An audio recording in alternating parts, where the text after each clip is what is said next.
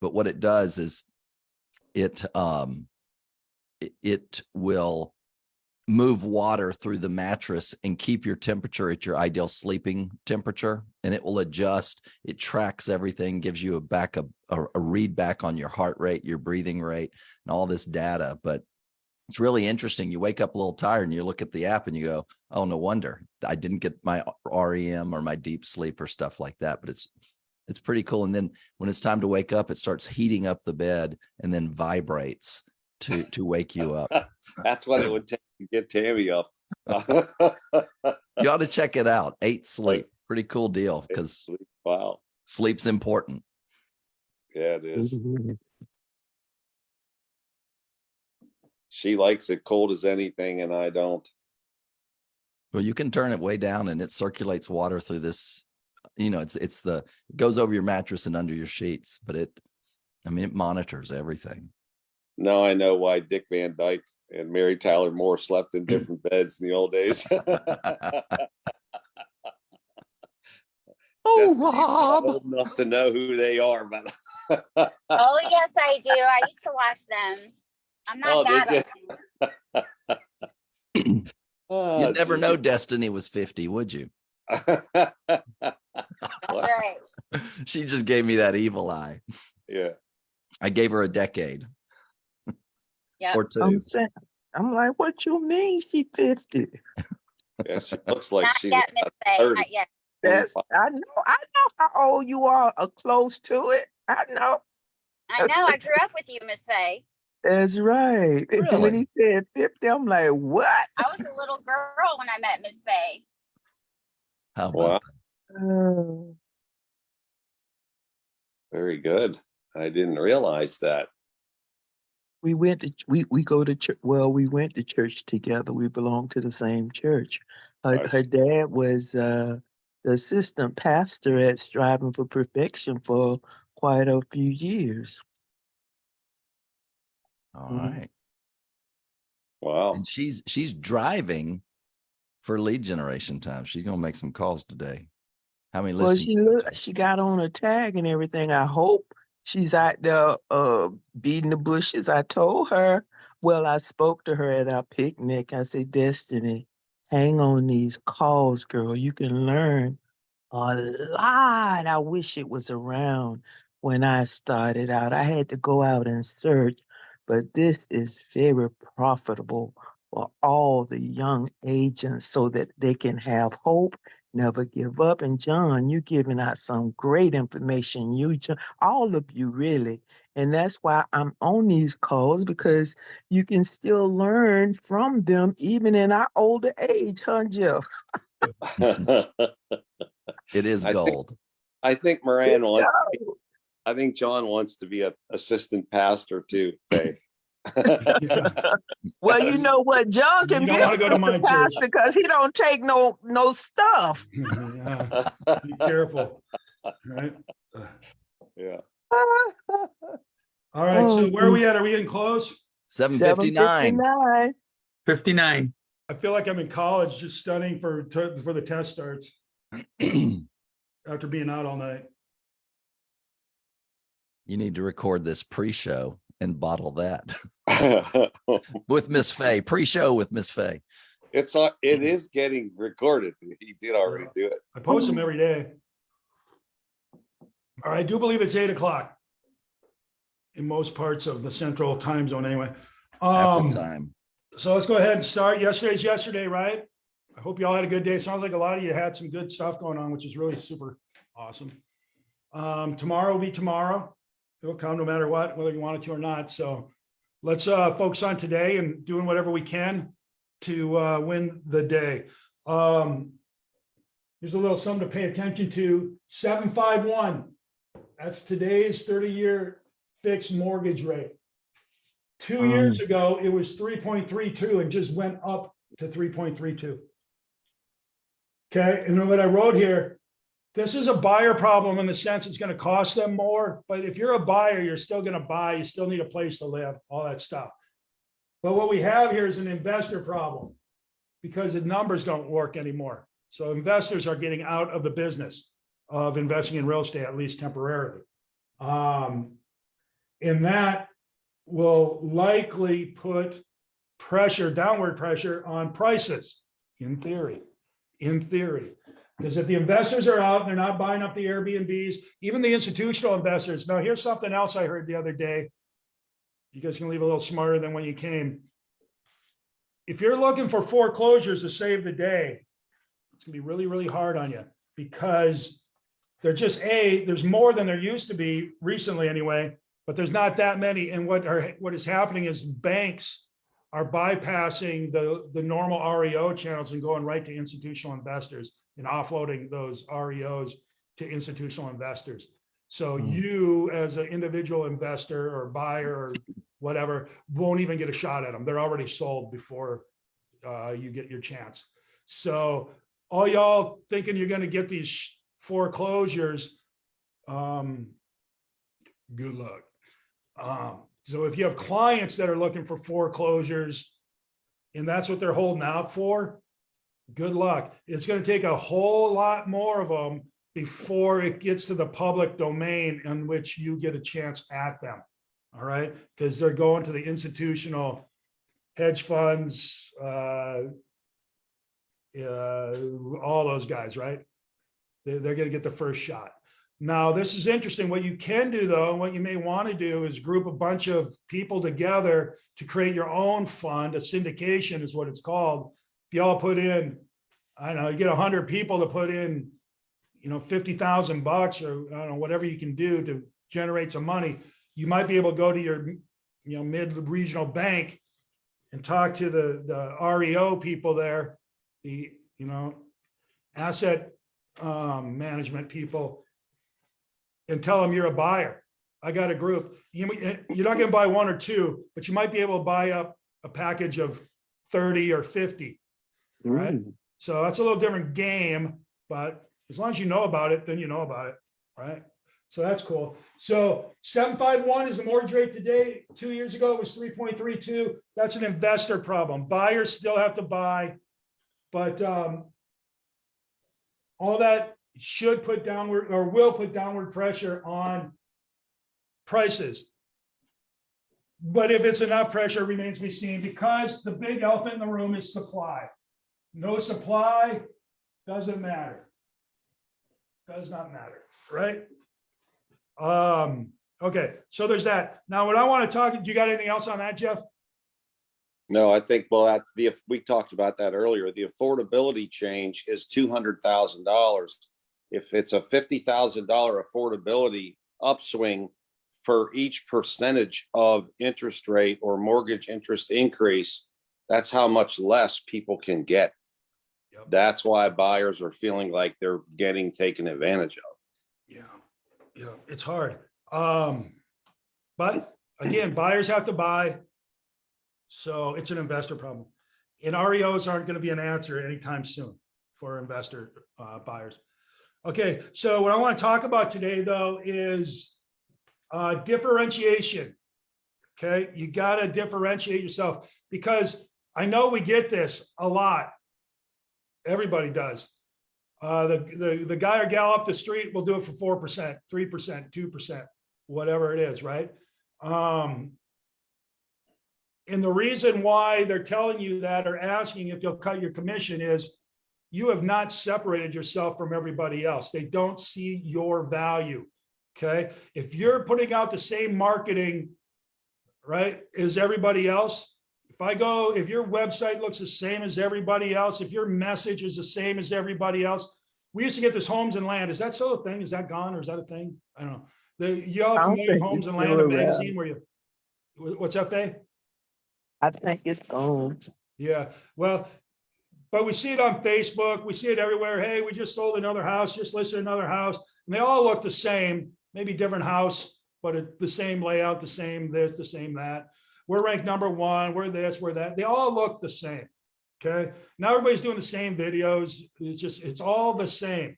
And if you're the same, and the guy down the street will do it for 4%, and the buyer or seller look at you and say, there's no difference, I'm not going to use you. I'm going to use the one down the street because I'm getting the same stuff and it's cheaper, right? Walmart sells the same stuff, but they're cheaper. So my coach told me about this a long time ago. You could have cows jumping out of airplanes with parachutes on, with little signs that say, buy milk, Publix. And you're going to look up there and go, God, that's cool. That's right. I got to swing by Walmart and get some milk. It's the way it is, right? And so if you're the one putting out the same stuff as everybody else, and you remind somebody that they're going to sell or buy, then they're shopping on price alone and you lose, right? So you got to differentiate yourself in the way you're going to do it. The how to it all is how do you differentiate? And I would say the first thing you got to do is answer, who are you? Right? What is your domain expertise going to be? You want a good steak? You go to Ruth's Chris Steakhouse. Everybody knows Ruth's Chris is a steakhouse, right? Well, maybe not, Mark, but if you don't know, you're not going to Mark's Steak Emporium. You're going to go to Ruth's Chris because you have some idea what the hell Ruth's Chris is. True. Right? But my Mark's steak is Steak better. Emporium might be good, but might not be. I'm not willing to risk. It's why branded restaurants do well in places. That's why Joe's Crab Shack, that sucks, gets a ton of people, but Jim and Moe's Crabs or Us doesn't, right? So it's just the way it is. So you need to build a brand. People know that Ruth's Chris is where you go for a steak. They know that Rolex is a luxury watch. They know that Airbnb is where you go to rent the short-term vacation rental, right? And you don't argue about the price. You go, it's $80 for a steak at Ruth's Chris. Oh, that's a lot, but all right, give me the steak, right? You're not in there saying, well, the guy down the street at Joe's said he'd do a steak for $17. You know, it doesn't go that way. So you got to figure out who you are. So who are you? Are you the luxury guy? Are you Volvo? Are you the safe guy? Are you the first-time home buyer person? Are you the military person? Are you the horse person? Who person are you? Who are you? Right? Once you figure out that, then what I would do is I'd go learn everything I can about that category. All right? What is it? If you're the investor person, you better know everything there is to know about investment real estate. Go learn it, right? And then the third thing I would do is I would create marketing around that, right? Stating that, you know what, I'm the investor guy. I'm the military person. I'm the whatever expert, right? You got to become an expert at it. That's domain expertise. Google it if you don't know it. So yeah, that's what you do. If you don't have it, if you don't know who you are, you're nobody. You're the same as everybody. You look like this, right? And the realtor down the street doing 4% listings looks like this. You guys look exactly the same. You cannot have that. You got to find a way to step out. And the way you step out is you figure out who you are. All right. Don't be the first-time home buyer specialist if you're working luxury, unless you're working with tech people or something that just fall into it. And then you got to learn. This is where people fall. All right, I'm going to be the luxury person. Great. What do you know about luxury? Nothing. I just say that I am, right? You got to put in the time and effort to learn. What are the tax advantages? What makes luxury luxury? What is this and that? And there are things. There are absolutely things. And then you got to create the marketing around it. We'll talk about that here in a minute. Okay, so you guys got those three things? Because they're going away. All right. This is old school. I feel like Ross Perot. If you don't know Ross, Google him. So, hey, Ross almost impacted things. He might have been a good president today. Anyway. So next, how are you going to do that? How are you going to do it? Okay, here's what you're going to do. Your content. You got to start making content. Everything's about content right now. Okay, so you got to start making stuff, talking about what's going on. Because what you got to do is you got to demonstrate your results. Demonstrate, got it? Demonstrate results, right? And the way you do it is testimonials. right? Get a video, talk about it. Yeah, I used at the beach team to buy a property or whatever, and they were the greatest thing ever. I was worried about whether I'd find a place, and they found a place, and they, right? All that stuff. Do it. Create testimonials around it all day long, twice on Sundays, right? Tell stories. Tell stories, like I just said. Okay. Teach. Go out and teach. First time home buyer seminar, first time investor seminar, how to move PCSing seminar. I don't know, whatever. Teach something. Learn it, right? Because that demonstrates you have some proficiency, some expertise in it. What else can you do? Let's see. That's about it. But you can make content. You know what? Here's the super cool thing about this. Back in the day, if you wanted to buy homes and if you wanted to do a testimonial, or if you wanted to brand yourself as something, you had to buy an ad in Homes and Land, cost you $1,000. Julie Morris used to sell advertising. It's expensive as shit, right, Julie? If you want to get your message out, yeah, it was. Or you bought a billboard, still expensive. Or you bought ads, very expensive. Not so expensive to put out a TikTok ad. Not so expensive to start putting out YouTube stuff. But here's the thing, you still got to be good. You can't be horrible, because now you're going to show you have expertise in how to be horrible, and nobody wants that. Okay. You got to be good. And that comes back to learning. It goes back to understanding, goes back to that. Okay. So, how are you going to demonstrate? How are you going to do testimonials? How are you going to do all that? I'm glad you asked. Here, let's go into it. Ugh. I got long arms. Apparently you need don't be longer. Okay, so here's what we're going to do. Here's what we're going to do. How are you going to do it? You're going to do social media. What we just talked about. Okay, you got all the socials, and that lets you go out there and just like we're doing here, just like we're doing here. So what I would do, all right, well, here, let's keep going, then we'll talk about this. We talked about teaching. You got to talk to people, right? This is your research and development. When you're doing lead gen, that's your research and development. That'll tell you what people want to hear about, right? And you can chat GPT that all day long if you want, but if you talk to somebody, they'll give you firsthand information, and it will allow you to ask questions. So that is what you got to do. So yeah, I think what I would do, or what I'm doing, I study advertising that I like. I study people that are putting out stuff that I like. I study stuff that and people that are putting out good stuff, whether I like it or not. I recognize it as good, right? I don't know anything about wine, but I can recognize a good wine ad, right? It hits me in a way, right? It makes me feel a certain way. It makes me want to do something, right?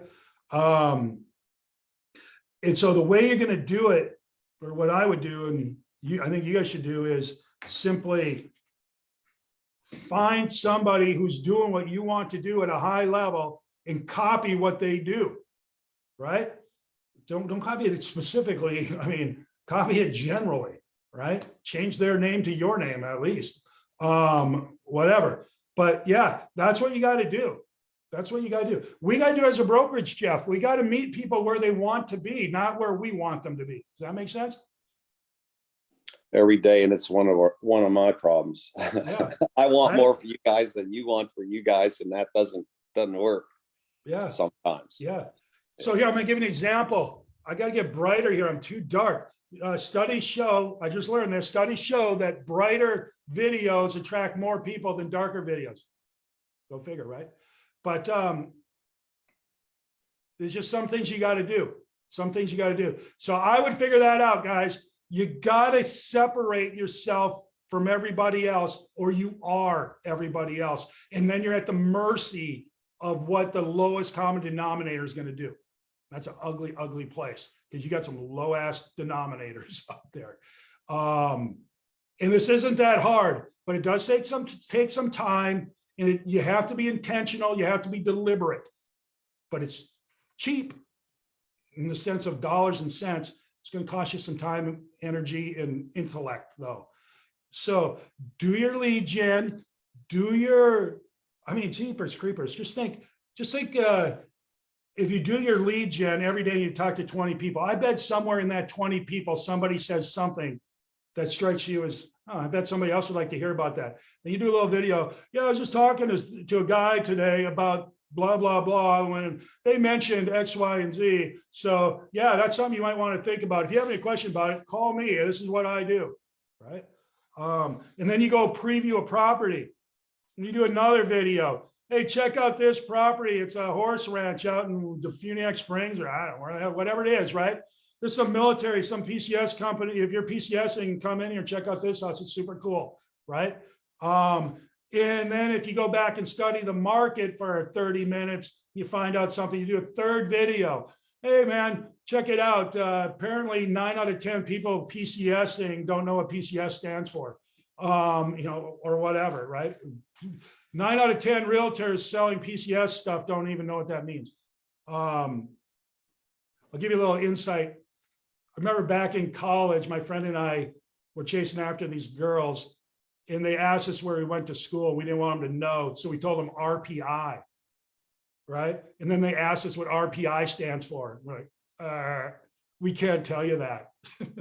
Because then we got to kill you type of thing, right? You don't need to know that. That's silly. PCS stands for permanent change of station. There you go. See? I didn't know that, but I do know it's Rensselaer Polytech Institute. There you go. I learned that after the fact because it didn't go well for us. Or maybe it went well for them. But either way, yeah. So PCSing. But my point is, study your domain expertise, and you will start to get that expertise, and you'll be able to talk about it. And once you can start talking about it, people will go, yeah, this person knows what they're doing.